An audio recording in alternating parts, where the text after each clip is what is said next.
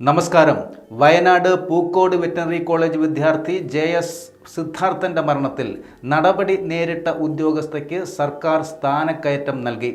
ആഭ്യന്തര വകുപ്പിലെ session officer VK ബിന്ദുവിനാണ് under സെക്രട്ടറിയായി സ്ഥാനക്കയറ്റം നൽകിയത്.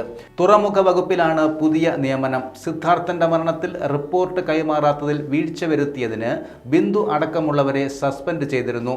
സിദ്ധാർത്ഥന്റെ മരണവുമായി ബന്ധപ്പെട്ട് സുപ്രധാന രേഖകൾ കേന്ദ്രത്തിലേക്ക് അയക്കാൻ കാലതാമസം വരുത്തിയതിനായിരുന്നു 3 ആഭ്യന്തര വകുപ്പ് ഉദ്യോഗസ്ഥരെ സസ്പെൻഡ് ചെയ്തത്.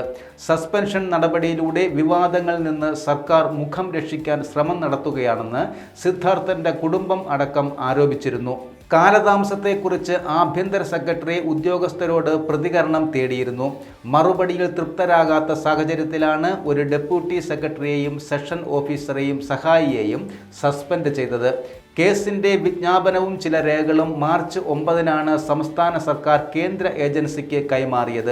നടപടിക്രമങ്ങൾ പൂർത്തിയാക്കാൻ സംസ്ഥാന സർക്കാർ കാലതാമസം വരുത്തുന്നത് CBI അന്വേഷണം നിർത്തിവെക്കാനും പ്രതികളെ രക്ഷിക്കാനുമുള്ള തന്ത്രമാണെന്നായിരുന്നു സിദ്ധാർത്ഥന്റെ പിതാവ് D ജയപ്രകാശിന്റെ ആരോപണം.